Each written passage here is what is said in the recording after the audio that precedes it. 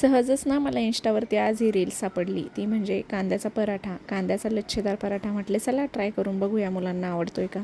तर कढईमध्ये तेल टाकलं, जिरे मोहरी टाकली, त्यानंतर कांद्याच्या अशा पद्धतीने स्लाईस करून घेतल्या आणि त्या परतायला टाकल्या. आणि थोडंसंच बनवून बघावं म्हटलं, जमलं तर ठीक, मुलांना आवडलं तर परत एकदा नेक्स्ट टाईम बनवूया. तर कांदा परतायला टाकला, त्यामध्ये थोडंसं लिंबू पिळलं आणि जे मसाले आहेत ना ते थोड्या प्रमाणात टाकले, कारण शरीर जास्त तिखट खात नाही.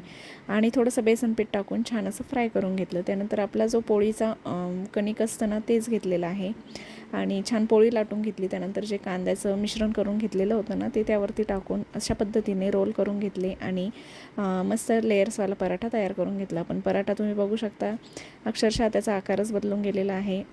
लच्छेदार तर तो खूप झाला होता, पण साईडने तो पूर्ण तुटलेला होता. पण म्हटलं काही हरकत नाही, चवीला छान आहे ना. आणि छान असा पराठा झालेला आहे, चवीला तर अगदी मस्त झाला होता. शरीरचा टिफिन पॅक केला आणि आता पिल्लू चाललेली आहे स्कूलला. तर तिला देखील तो पराठा आवडला बरं का, मस्त आवडीने तिने खाल्ला आणि टिफिनमध्ये देखील घेऊन गेली. आता ती गेलेली आहे. त्यानंतर आज ना डुबुकवड्याची भाजी मी बनवलेली आहे. तर डुबुकवड्याची भाजी तुमच्याकडे बनवतात का नक्की सांगा कमेंटमध्ये. तर अशा पद्धतीने भाजी वगैरे बनवली आणि आज ना मी हेअर वॉश पण केलेले आहे.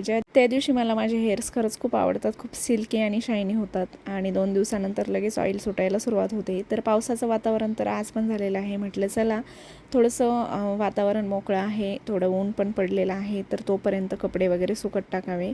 तर कपडे धुवून घेतले आणि कपडे लगेच सुकायला टाकले आणि आता जेवणाचा देखील टाईम झालेला आहे. आणि जे लोणचं मी 2 दिवसापूर्वी बनवलं ना, तर म्हटलं चला टेस्ट करून बघूया कसं झालं आहे. जेवण वगैरे केलं, त्यानंतर मग आता शरीरला स्कूलमधून देखील घेऊन आले आणि जे काही राहिले कामं आहेत, कपड्यांच्या घड्या वगैरे. आणि दुपारी थोडंसं मी आराम करत असते, पण म्हटलं चला आराम करण्याऐवजी आज मस्त पुस्तक वाचूया काही. पुस्तक वाचता वाचताच मला थोडीशी झोप येऊ लागली. थोडा आराम केला, त्यानंतर मग संध्याकाळी यांनी पाणीपुरी आणि भेळ मुलांसाठी आणलेली होती, म्हणजे सगळ्यांसाठी. स्पेशली मला पण खूप आवडते, पण मुलांचं फक्त कारण असतं मुलांना आवडते म्हणून. आणि मुलांसाठी म्हटलं की हे नक्कीच घेऊन येतात.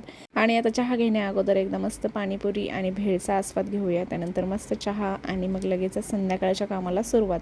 तर मुलांना कधीतरी असं बाहेरचं खायला लागतंच आणि बाहेर जाऊन खाण्याऐवजी यांनी आज घरीच पाणीपुरी वगैरे मागवली होती. आणि आमच्याकडे ना शरीव आणि आभईचे कंटिन्यू भांडणं चालू असतात बरं का. त्यांचा एज गॅप खूप आहे दोघांचा, तरी पण ते खूप भांडणं करतात. तरी ही क्लिप तुम्ही बघू शकता, दोघांचं अजिबात पटत नाही. आणि पाणीपुरी वगैरे भेळ मुलांनी खाल्ली.